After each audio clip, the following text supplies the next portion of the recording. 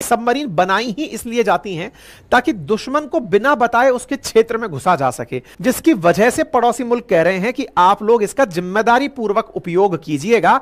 भारत ने ऐसी चीज विकसित कर ली है। भारत की सुरक्षा को, दुश्मनों के साथ भारत को 1 to 1 करने में बड़ी मजबूती देगा। और ऐसे में अगर हमें दुनिया के बारे में जानकारी जुटानी होगी तो हम बहुत अच्छे से अपनी जानकारी को प्राप्त कर सकेंगे। भारत ने एक ऐसी सबमरीन बना ली है जिसे दुश्मन संभवतया पकड़ नहीं पाएगा। सबमरीन मतलब पानी के भीतर डूबकर चलने वाले नौसेना के जहाज। अब डूबते हैं तो इसका मतलब यह हुआ कि पानी अंदर भी नहीं भरना चाहिए। इसका मतलब ये कवर होकर के चलने वाले युद्धपोत हैं तो समुद्री जहाज ही, लेकिन ऐसे हैं जो सतह पर नहीं, सतह के भीतर चलने के लिए जाने जाते हैं। नाम है इसका INS अरिघात, जो कि मेक इन इंडिया के तहत बनाया गया है भारत में। और ये वो सबमरीन है जिसकी वजह से भारत उन शक्ति संपन्न राष्ट्रों में शामिल हो जाएगा जो दुनिया के 5 सबसे ताकतवर राष्ट्र हैं, जो कि अपने सबमरीन्स को गुप्त रूप से दुनिया में इधर से उधर ले जाने के लिए जाने जाते हैं। क्या यह भारत का पहला प्रयास है? जी नहीं, इससे पहले भी हमने आज से 8 साल पहले INS अरिहंत बिल्कुल इसी कैटेगरी के अंदर, या ये कहिए कि अरिघंत कैटेगरी के अंदर की सबमरीन है जो हम लोगों ने लॉन्च की है, या कहिए तो सेना के सामने, सेना को सुपुर्द की है। ये रहा INS अरिघात, पानी में चलता हुआ। कुछ ही देर के अंदर ये पानी के भीतर छुप जाएगा। INS अरिघात जो कि न्यूक्लियर पावर्ड सबमरीन है, इसकी बस यही विशेषता इसे दुनिया के सामने पूरी तरह से इनविजिबल बनाती है। बड़ा सवाल है कि दुश्मन पता लगाते कैसे हैं? दुश्मन पता कैसे लगाते हैं, इसके लिए कई फिल्में बनी हुई हैं, लेकिन फिर भी जान लीजिए, जैसे हवाई जहाज जब उड़कर के आपके एयर क्षेत्र में आता है तो रडार यानी रेडियो डिटेक्शन एंड रेंजिंग तकनीक का उपयोग किया जाता है जानने के लिए। ऐसे ही पानी के भीतर अगर कोई भी ऑब्जेक्ट ट्रेवल कर रहा है तो साधारणतया सोनार का उपयोग किया जाता है, साउंड रेंजिंग का उपयोग किया जाता है, नेविगेशन एंड रेंजिंग का उपयोग किया जाता है पकड़ने के लिए कि कोई भी वस्तु पानी के भीतर तैर तो नहीं रही है, उसकी टक्कर से पता लगाया जाता है। ठीक है, अब बड़ा सवाल यह है कि सोनार से अगर पता लगाया जाता है, इनके बारे में पता लगाने की आप कह रहे हैं पता ही नहीं लगा पाएगा, दुश्मन को भी पता नहीं चलेगा, ऐसा क्यों कह रहे हैं? जनरली ऐसा होता है कि जब भी कोई सबमरीन या फिर कोई बड़ा जहाज पानी के ऊपर चल रहा होता है तो इसके इंजन की आवाज बहुत दूर तक सुनी जा सकती है। पानी के अंदर चल रहा कोई भी अगर मशीन अगर ट्रेवल कर रही है तो उसके चलने में एक मोटर का उपयोग हो रहा है, क्योंकि पानी में वो बहकर चल रही है।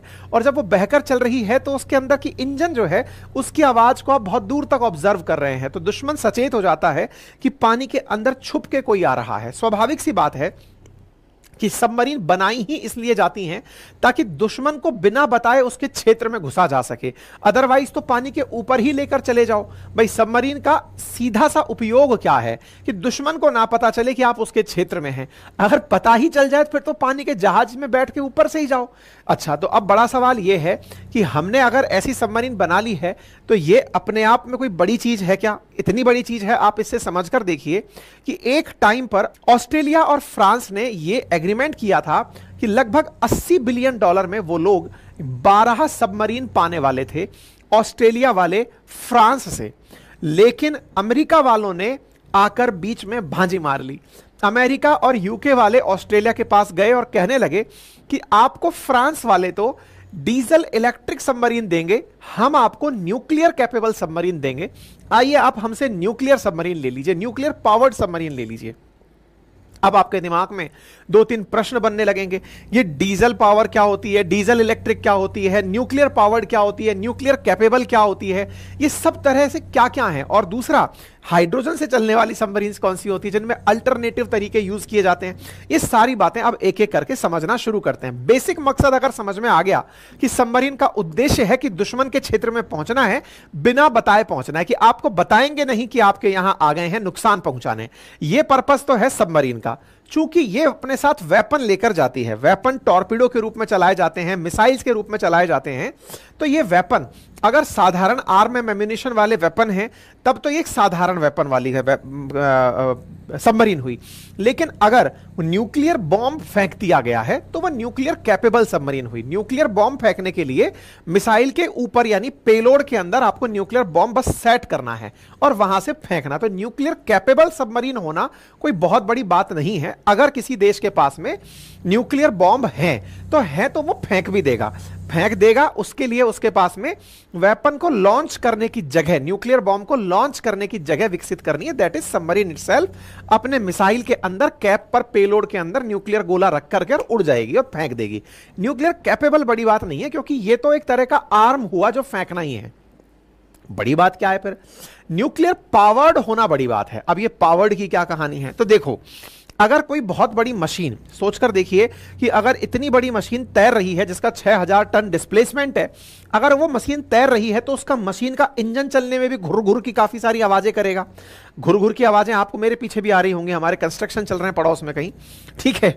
तो ऐसे में इसकी जो अंदर की घरघराहट है, इस घरघराहट को ऑब्जर्व किया जा सकता है। लेकिन घरघराहट तो डीजल इंजन करते हैं, डीजल इंजन घरघराहट करते हैं। और इंजन में फ्यूल जब डीजल जल रहा है तो जलने के लिए किसी भी चीज को अगर वो कार्बन से बनी हुई है और उसे जलना है तो उसे ऑक्सीजन की जरूरत है। ऑक्सीजन जलाने वाला तत्व माना गया है। डीजल हुआ, कोयला हुआ, पेट्रोल हुआ, हाइड्रोजन हुआ, अगर इन्हें जलाना है तो जलाने में जिसका उपयोग होता है वो ऑक्सीजन है। इसीलिए जलने की प्रक्रिया को रासायनिक भाषा में ऑक्सीडेशन भी कहते हैं, जो बाद में कंबशन के अंदर काउंट की जाती है। मतलब ऑक्सीजन से जुड़ना ही जलने की पहली प्राथमिक क्रिया है। अर्थात अगर किसी सबमरीन में डीजल भी भरा हुआ है और उसे आग लगानी है, जलाना है, तो उसे किसी ना किसी प्रकार से हवा में उड़कर ऊपर आना पड़ेगा, अपनी नली बाहर निकालनी पड़ेगी, नली निकाल करके सांस लेनी पड़ेगी पहले कि चलो भाई ऑक्सीजन खींच लो एक बार में। ऑक्सीजन खींच के अंदर चलते हैं और फिर डीजल जलाते रहेंगे और चलते रहेंगे। अच्छा, अब आपको यह भी पता है कि जब ऑक्सीजन जलती है या फिर कार्बन जलता है ऑक्सीजन के साथ, एक सिंपल बेसिक रासायनिक अभिक्रिया अगर पकड़कर चलें कार्बन और ऑक्सीजन की, तो भाई कार्बन ऑक्सीजन की अगर क्रिया होती है तो उसके बाद में CO2 बनना, मतलब मैंने N कार्बन और N ऑक्सीजन की बात कर रहा हूं। अगर ये मिलकर के कोई क्रिया कर रहे हैं तो कार्बन डाइऑक्साइड यानी कि बाई प्रोडक्ट के रूप में कुछ निकल के आना जरूरी है। हाइड्रोकार्बन के ऑक्सीजन की प्रेजेंस में जलने पर कार्बन डाइऑक्साइड गैस के रूप में बाहर निकलेगी। और जब गैस बाहर निकलेगी, जैसे आपने कार, बाइक, मोटरसाइकिल चलते हुए देखा हो, तो इनके पीछे कंबशन से धुआं निकल रही है। वो धुआं क्या है? गाड़ी का डीजल या जो आपकी जो भी गाड़ी है, डीजल है, CNG है, पेट्रोल है, जो भी जल रहा है, उसके जलने के बाद धुआं निकल रही है। धुआं निकलेगी तो भाई साहब डीजल, भले ही डीजल वाली सबमरीन आसमान मतलब ऊपर पानी पे उठकर ऑक्सीजन भर लाई हो, लेकिन ऑक्सीजन भरने के बाद में जब वो नीचे अंदर गहराई में आ रही है तो वो ऑक्सीजन के साथ मिलकर के कार्बन डाइऑक्साइड बना रही है। कार्बन डाइऑक्साइड छोड़ना तो उसको पानी में ही पड़ेगा, पानी में छोड़ेगी तो फिर बुलबुले बनने लगते हैं। भाई अगर आप लोग कभी पानी में स्विमिंग किए हो और सांस जब गहराई में छोड़ रहे हो तो बुलबुले बनने लगते हैं और बुलबुले ऊपर तैरकर दिखने लगते हैं। यानी दुश्मन अगर बाहर जहाज लेकर घूम रहा है तो उसको ये बुलबुले दूर से दिखाई दे जाएंगे। देखो वहां बुलबुले बनते हुए जा रहे हैं, दैट मीन्स सबमरीन जा रही है। दो कारण समझ में आए। पहला, सांस लेने के लिए ऊपर आना है। डीजल सबमरीन की दिक्कत बता रहा हूं। डीजल सबमरीन की दिक्कत क्या है? ऊपर सांस लेने आना है, फिर मान लो सांस भरकर अंदर चली भी गई तो नीचे जाकर के फिर उसको क्या करना है? उसको अपनी सांस के साथ साथ उस कार्बन डाइऑक्साइड को पानी में छोड़ना है, तो ऊपर बुलबुले बनेंगे। ये लोगों के लिए बड़ी दिक्कत की बात हो गई। क्यों? क्योंकि दुनिया भर के जहाज आजकल पानी के ऊपर तैर रहे हैं, कमर्शियल जहाज भी हैं और सुरक्षा वाले भी हैं, बोट्स भी तैर रही है मछली पकड़ने वालों की। समझ में आ जाएगा कि नीचे सबमरीन जा रही है। अच्छा, बचने के लिए क्या करें? इसके लिए फिर तरीका निकाला। बोले यार एक काम करते हैं, अपन लोग ना बैटरी से गाड़ी चलाएंगे। यानी कि अगर हमें कहीं गुप्त तरीके से जाना है तो इलेक्ट्रिक बैटरी जो है ना, उनसे अपने सबमरीन को तैराएंगे। तो बोले इसका तरीका क्या होगा? बोले डीजल जनरेटर से तो ऊर्जा पैदा करेंगे, बिजली पैदा करेंगे, बैटरी डीजल चला चला करके चार्ज कर लेंगे और इतना देर चार्ज कर लेंगे कि अगर हमें पानी में ही डूब के खड़े रहना है, चलना फिरना नहीं है, तो हम स्टैंड बाई मोड में इलेक्ट्रिक पावर से चल लेंगे। ये बिल्कुल वैसे है जैसे आजकल टोयोटा की गाड़ी आती है हाइब्रिड। वो क्या करते हैं ना कि कम स्पीड पर अगर गाड़ी है तो इलेक्ट्रिक पावर से चल रही है और ज्यादा स्पीड पर है तो डीजल से चल रही है। हाइब्रिड मॉडल विकसित हुआ सबमरीन में, जिसे कहा जाता है diesel electric model. Diesel electric model दुनिया में सबसे ज्यादा चर्चित मॉडल है कि सबमरीन जब किसी देश के आसपास है तब तक तो डीजल से चल रही है, सबको पता है कि हाँ भाई उसके पास सबमरीन है, वहां खड़ी है, ऐसे चल रही है, सब खुफिया लोग जानकारी रख रहे हैं। लेकिन जब गायब होना है अंडरग्राउंड होने के लिए, अब मान लो आपका कोई जासूस है जो नजर रख रहा है कि वहां सबमरीन खड़ी है, आपने जैसे उसको अंडरग्राउंड लिया, पानी के अंदर गए, उसके बाद में आपने गोता मारने के लिए उसका उपयोग कर लिया, क्या बोलते हैं अपने, बैटरी का उपयोग कर लिया, बिजली का उपयोग कर लिया। बिजली का उपयोग करके आप बहुत दूर निकल गए और फिर वहां जाकर के आपने जनरेटर ऑन कर लिया, पता ही नहीं चलने दिया कि वो कब वहां से गायब हो गई। इस तरह से दुनिया भर में डीजल इलेक्ट्रिक सबमरीन्स का बोलाबाला है, अधिकांश देश यही रखते हैं। लेकिन साहब इसमें भी फाइनली कहीं ना कहीं से तो पता चल ही सकता है कि डीजल है। क्यों? क्योंकि जैसे ही आप ऑन करोगे डीजल की घरघराहट सामने आ जाएगी, कंबशन पता चल जाएगा, दिक्कतें हो जाएंगी। फिर समाधान खोजना शुरू हुआ, और क्या कहां समाधान था? बोले यार बिजली उत्पादन के लिए, मतलब बैटरी जब चार्ज हो रही है तो आपको जनरेटर चलाना पड़ रहा है डीजल के लिए, लेकिन सोचो ना अगर ऑक्सीजन का उपयोग ही खत्म कर दें तो। बोले ये कैसे हो सकता है? बोले ये संभव है न्यूक्लियर एनर्जी से, न्यूक्लियर रिएक्टर से। बोले रिएक्टर बोले तो बोले नाभिकीय विखंडन अभिक्रिया के माध्यम से अगर रासायनिक अभिक्रिया ऐसे कराई जाए कि न्यूक्लियर फिशन होता रहे और उसकी वजह से एनर्जी पैदा होती रहे, एनर्जी पैदा हो, बैटरियां चार्ज होती रहें। रिएक्टर से अगर बिजली पैदा होती है तो रिएक्टर की खासियत क्या है? एक तो नाभिकीय अभिक्रियाएं आवाज नहीं करती हैं, न्यूक्लियर रिएक्शन आवाज नहीं करती हैं, नंबर एक। और नंबर दूसरी बात क्या है कि ये कार्बन डाइऑक्साइड नहीं छोड़ती हैं। ऐसे में सोने पे सुहागा यह है कि आपको सांस लेने के लिए ऊपर आना ही नहीं है, यानी समुद्र की गहराइयों में अगर आप हो तो डले रहो। आपका रिएक्टर जब तक आपके पास न्यूक्लियर फ्यूल है, फिजाइल मटेरियल है, आप अंदर ही चलते रहेंगे, चलते रहेंगे, एनर्जी पैदा करते रहिए। उस एनर्जी से बैटरी चार्ज करनी है तो करो, नहीं तो डायरेक्ट बत्ती जलाते रहो। यह काम हम अरिहंत में तो कर ही रहे थे, अब अरिघात में भी हम यही काम कर रहे हैं। तो जब वर्ड यूज होता है न्यूक्लियर पावर्ड, पावर्ड का मतलब जो बिजली है ना, चलने की जो क्षमता है वो न्यूक्लियर रिएक्टर से ली गई है। उम्मीद है अब आपको यह बात समझ में आ गई होगी। तो भारत के पास में ये जो सुविधा है ये कितनी बड़ी है? आप ऐसे समझ लो कि ऑस्ट्रेलिया जैसे देश जो अपने आप को काफी डेवलप्ड इकोनॉमी समझते हैं, उन्होंने बिलियंस ऑफ डॉलर में इसे अमेरिका से और ब्रिटेन से परचेज करने का एग्रीमेंट किया है। आते आते तो 29 में तो शायद पहली डिलीवरी शुरू हो पाएगी। भारत 16 से इसको यूज कर रहा है और अब फिर से हमने एक और अपनी लॉन्च करके सेना को दे दी, यानी नौसेना को समर्पित कर दी। ऐसा करने वाले 5 जो न्यूक्लियर कैपेबल स्टेट हैं, रशिया है, अमेरिका है, चाइना है, फ्रांस है और ब्रिटेन है, इन्हीं के पास में ही ये वेपन सिस्टम था। अब हमारे पास भी ये वेपन सिस्टम है। ये अपने आप में भारत की बड़ी ताकत को दर्शाता है, यानी न्यूक्लियर रिएक्टर से हम सबमरीन चला ले रहे हैं। ये अपने आप में भारत की बड़ी उपलब्धि है। तो अब आपके दिमाग में आई सवाल कि न्यूक्लियर रिएक्टर तो चल गया, उससे अगर न्यूक्लियर बॉम्ब फेंकना हुआ तो? अरे बॉम्ब तो आप किसी से भी फेंक दो, आपको मतलब ज्यादा आसान हो जाएगा ये कहना कि आप भी हाथ से उठा के फेंक दो। मुद्दा ये है कि वो गोला ही है, गोले को कैप पर रखकर कितना दूर आपको फेंकना है, कौन सी जगह से लॉन्च करना है, ये आपकी काबिलियत है। अब चूंकि मिस हैंडलिंग ना हो जाए इसलिए फेंकने वाली चीजें बड़ी अच्छी रखी जाती हैं। इसका मतलब यह है कि अगर सबमरीन से भी फेंकना है, हवाई जहाज से भी फेंकना है, जमीन से भी फेंकना है, तो ये सब बड़े ही जिम्मेदार प्रकार के फेंकने सिस्टम होने चाहिए। ऐसे में हम अपनी सबमरीन से भी फेंक सकते हैं, उड़ते हवाई जहाज सुखोई से भी फेंक सकते हैं और जमीन पर चला के किसी बैलिस्टिक मिसाइल से भी न्यूक्लियर बॉम्ब फेंक सकते हैं। इसको ट्रायड कहते हैं कि इंडिया ने अब न्यूक्लियर वेपन का ट्रायड भी कंप्लीट कर लिया है।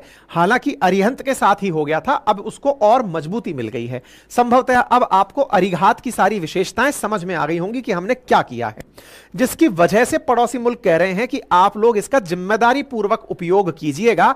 भारत ने ऐसी चीज विकसित कर ली है। लोगों का बड़ा कहना है भारत ने इतनी बड़ी चीज लॉन्च की है, दुनिया के लोग जिसके लिए ऑस्ट्रेलिया और फ्रांस के संबंध बिगड़ गए, ऑस्ट्रेलिया के ऊपर फ्रांस ने लगभग $800 मिलियन की पेनल्टी लगा दी कि तुमने हमारा सबमरीन लेने से मना कैसे कर दिया। भारत ने इसका इतना शांति से, मतलब हल्के से इनॉग्रेशन करके इसको क्यों अंदर भेज दिया? सिक्योरिटी पर्पजेस से, क्योंकि हम लोग ये मानकर चलते हैं कि इसका ज्यादा ढिंडोरा पीटने का मतलब है कि विरोधियों को खड़ा कर लेना। अंतरराष्ट्रीय स्तर पर हम ये कहने चिल्लाने लग जाए देखो हमने ये बना लिया, तो फिर वो वही वाली बात कि इंडिया न्यूक्लियर कैपेबल स्टेट है, सैंक्शन क्यों नहीं लगाते वगैरह वगैरह, तो डाउन प्ले करते हुए ठीक है यार चलने दो, है ना। आईएनएस अरिहंत जो है वो 2009 में लॉन्च की गई थी, लेकिन कमीशन 2016 में हुई थी। उसके बाद में अब अरिहंत के बाद में अरिघात आ गई है। S2, S3, S4, S4 star, ये आने वाले समय में इसी न्यूक्लियर कैपेबल मिसाइल की कैटेगरी है। अब बड़ा सवाल यह है कि इसमें अलग क्या है अरिहंत से अरिघात में। तो अरिहंत से अरिघात में मेजर डिफरेंस केवल इतना है कि इसमें इंडिजीनियस टेक्नोलॉजी ज्यादा उपयोग में ली गई है। तो क्या ये हमने अपने आप से बना लिया? देखिए कंप्लीटली 100% हमने नहीं बनाया। जो न्यूक्लियर रिएक्टर का कोर वाला पार्ट है ना, जहां पर नाभिकीय अभिक्रियाएं हो रही हैं, वो हमने रशिया से लिया हुआ है। बाकी सारी फैसिलिटी मैक्सिमम इसमें इंडिजीनियस डेवलप की गई है, यानी इंडिया ने अपने स्तर पर इसे विकसित किया है। ठीक है, यहां पर आईएनएस अरिहंत, अरिघात, अरिधमान और ये S4 स्टार भविष्य की प्लानिंग में है, यानी अगली वाली जो हमारी सबमरीन होगी उसका नाम अरिधमान होगा। आईएनएस अरिघात को 2017 के अंदर लॉन्च किया गया था, इसको 2017 में लॉन्च किया गया था और 2024 में कमीशन कर दिया गया है। अरिहंत क्लास की सबमरीन का अर्थ ही यह होगा कि यह न्यूक्लियर कैपेबल है, और अब हमारे पास 2 न्यूक्लियर कैपेबल हैं। परंपरागत तरीके से डीजल इलेक्ट्रिक यूज होती थी, हम उसकी जगह दूसरा सिस्टम ले आए।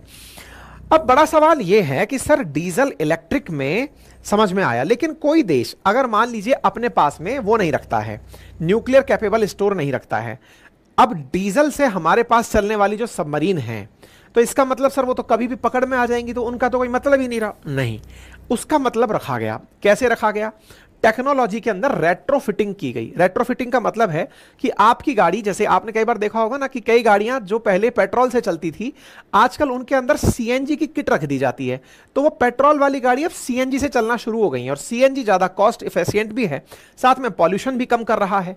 ऐसे में पेट्रोल से चलने वाली गाड़ियों में सीएनजी से चलते हुए आपने देखा होगा सबमरीन में भी एक अल्टरनेटिव तरीका विकसित किया गया। सबमरीन जो डीजल पावर्ड हुआ करती थी उनमें एयर इंडिपेंडेंट प्रपल्शन प्रणाली डाल दी गई हैं आजकल। एयर इंडिपेंडेंट प्रपल्शन का मतलब क्या है भाई? जैसे आप लोग समझ रहे हैं कि भाई हमको पता है डीजल जलाने के लिए ऑक्सीजन की जरूरत है, ऑक्सीजन के लिए सबमरीन को सांस लेने ऊपर जाना पड़ेगा, और वो जाकर के पहले ऑक्सीजन लेकर आएगी फिर ही जलाएगी। ऐसे में व्यवस्था इस तरह से रखी गई कि क्यों ना हम ऐसा करें कि ऑक्सीजन की जरूरत ही ना पड़े। और बोले इसके लिए क्या करें? बोले ऑक्सीजन को पहले ही सिलेंडर में भर के निकल लो, और तरीका क्या है? हाइड्रोजन को एज ए फ्यूल यूज कर लो। तो आजकल एयर इंडिपेंडेंट पावर जो है ना, वो इंडियन सबमरीन्स में लगाई जा रही है। इसमें क्या किया जा रहा है? प्रॉपर तरीके का फ्यूल सेल जो हाइड्रोजन जनरेटर और लिक्विड ऑक्सीजन को यूज कर रहा है। मतलब सांस के रूप में ऑक्सीजन लेने नहीं जाना है, ऑक्सीजन को पहले ही गैस फॉर्म को संपीड़ित करके लिक्विड में बदलकर हाइड्रोजन को जलाने के लिए दे दिया गया है। तो हाइड्रोजन फ्यूल सेल, हाइड्रोजन के साथ में प्लस में ऑक्सीजन का लिक्विड ऑक्सीजन, दोनों को मिलाकर बोले बढ़िया से जलाते चलो और जला करके ये चीज बना लो। तो इस प्रकार से वर्तमान में एयर इंडिपेंडेंट प्रपल्शन टेक्नोलॉजी को रेट्रोफिटिंग के माध्यम से, यानी जो ऑलरेडी हमारे पास बनी हुई सबमरीन्स हैं, उन बनी हुई सबमरीन्स में से डीजल इंजन को रिप्लेस करके इन्हें लगाया जा रहा है। यह तुलनात्मक रूप से ज्यादा सेफ है। किसके तुलना में? डीजल इंजन के। दिक्कत क्या है? हाइड्रोजन फ्यूल की अपनी एक लिमिट है, ऑक्सीजन लिक्विड की एक लिमिट है, यानी कि कुछ समय बाद उनकी कैपेसिटी यानी खत्म हो जाएंगी। ऐसे में न्यूक्लियर रिएक्टर जो कि काफी महंगी चीज है लेकिन एफिशिएंसी बहुत अच्छी है विद्युत पैदा करने में, तो उसका उपयोग परमाणु शक्ति वाली पनडुब्बियों में ज्यादा हो रहा है। तो कहने का मतलब यह समझिए कि अब हमारे पास डीजल पावर्ड, उसके बाद में हमने अल्टरनेटिव मतलब एयर इंडिपेंडेंट प्रपल्शन सिस्टम जिसे एआईपी कह रहे हो, और उससे ऊपर वाला जो कैटेगरी सिस्टम है दैट इज परमाणु पनडुब्बी, सब अपन ने विकसित कर लिया है। और अब हमारी परमाणु पनडुब्बियां बहुत अच्छे से काम आने के लिए सक्षम है। आने वाले समय में और परमाणु पनडुब्बियां भी चलेंगे। अब बड़ा सवाल यह है, एक बात बताइए, इनमें क्या लगा रखा है? मतलब चलने के लिए क्या खासियत है कि यह सबमरीन तो चल गई, लेकिन चल करके दुश्मन की केवल जानकारी ही जुटाने जाएगी क्या? जानकारी जुटाने के लिए तो आप सैटेलाइट का भी उपयोग कर सकते हैं, आप सैटेलाइट के साथ साथ ड्रोन का भी उपयोग कर सकते हैं, किसी देश के बारे में जानकारी जुटाना है तो खोजी खबर के लिए बनेगा, नहीं, जानकारी नहीं। वेपन भी तो चलाते हैं ना ये, तो इनमें जो वेपन लगे हैं वो आपको पता होने चाहिए। जो अरिघात, जिसे S3 के नाम से भी जाना जाता है, अरिहंत जिसे S2 के नाम से भी जाना जाता था, इसमें जो मिसाइल लगी हैं उनमें K-15 मिसाइल लगी है, जो कि थल सेना की शौर्य मिसाइल का नाम है। दूसरा K-15 मिसाइल जो एक ही बार में 24 इसके अंदर लगाई जा सकती हैं, जो 700 किलोमीटर का टारगेट हिट कर सकती हैं। साथ ही साथ इसमें 8 मीडियम रेंज की K4 बैलिस्टिक मिसाइलें भी लगी हैं, जो कि अग्नि 5 का कहा जा रहा है कि यह नौसैनिक वर्जन है। तो अग्नि 5 का K4 के रूप में नौसैनिक वर्जन, जो कि 3500 किलोमीटर की रेंज में जाकर के फाइट मार सकता है। मतलब यह हुआ कि अरिघात अगर बॉर्डर एरियाज में कहीं चल रही है और वहां से 8 मीडियम रेंज वाली K4 में से मिसाइलें चलती हैं, तो हम दुश्मन का बड़ा क्षेत्र इसकी रेंज में, इसकी जद में ले आते हैं। ठीक है, तो इसके अंदर क्या क्या लग रहा है? K4 लगा हुआ है और K-15 लगा हुआ है। K-15 को सागरिका के नाम से भी जाना जाता है और K4 जो है वो अग्नि 5 का वर्जन है, जिसे यहां पर यूज किया जा रहा है। ठीक है, संभवतया आप लोगों को यह जानकारी भी अब अच्छे से समझ में आ गई होगी। India, US, Russia, UK, France, China के बाद अब वो छठा देश बन गया है जिसके पास न्यूक्लियर पावर्ड सबमरीन है। और ऐसे में अरिघात, जो कि 24 नॉट प्रति घंटे की स्पीड से चलने में सक्षम है, भारत की सुरक्षा को, दुश्मनों के साथ भारत को 1 to 1 करने में बड़ी मजबूती देगा। और ऐसे में अगर हमें दुनिया के बारे में जानकारी जुटानी होगी तो हम बहुत अच्छे से अपनी जानकारी को प्राप्त कर सकेंगे, दुश्मन के बारे में जानकारी प्राप्त कर सकेंगे, हमारे हितों को सुरक्षित रखने में काफी अच्छे से कार्य कर सकेंगे। ठीक है, भारत के पास में और भी, जैसे सिंधुकोश श्रेणी की अपने पास में सबमरीन उपस्थित हैं, शिशुमार श्रेणी की सबमरीन उपस्थित हैं, कलवरी श्रेणी की उपस्थित हैं, है ना। तो इस प्रकार से ऑलरेडी हमारे पास और क्लासेस में भी सबमरीन उपस्थित हैं। कलवरी, शिशुमार और सिंधुघोष। अरिहंत कैटेगरी के अंदर हम लोग जो सबमरीन यूज कर रहे हैं वो न्यूक्लियर पावर्ड हैं। बाकी जो है वो डीजल इलेक्ट्रिक सबमरीन हैं, जिनके अंदर air independent propulsion system retrofit किया जा सकता है। उसमें कलवरी, शिशुमार और सिंधुघोष कैटेगरी की सबमरीन आती हैं। ठीक है, संभवतया आप लोगों को यह जानकारी समझ में आ जाए। इसके साथ साथ दुनिया में कितनी कितनी सबमरीन सबके पास में डीजल इलेक्ट्रिक हैं, तो यूएस के पास, रशिया के पास 64, यूएस के पास रशिया के पास 65, इनके पास 64। इस तरह से अगर आप देखते जाएं तो इंडिया के पास अपडेटेड जानकारी 18 डीजल इलेक्ट्रिक सबमरीन की है। और ऐसे ही अगर न्यूक्लियर सबमरीन की बात करते हैं तो जहां यूएस के पास 72 हैं, क्योंकि दुनिया में सबसे पहले न्यूक्लियर पावर्ड सबमरीन लाने वाला देश 1960s के दौर में, अराउंड 54 और 58 में जो न्यूक्लियर पावर्ड सबमरीन ले आया था वो यूएसए था। उसके पास 72 न्यूक्लियर पावर्ड सबमरीन है और भारत के पास में 2 न्यूक्लियर पावर्ड सबमरीन है। यह जानकारी आपको यहां पर होनी चाहिए। ठीक है, तो भारत धीरे धीरे अपने इस पोटेंशियल को बढ़ा रहा है, अपनी सुरक्षाओं को और पूरी तरह से सुरक्षित करने का, सीमाओं को सुरक्षित करने का प्रयास कर रहा है। संभवतः यह जानकारी आपको पसंद आई हो।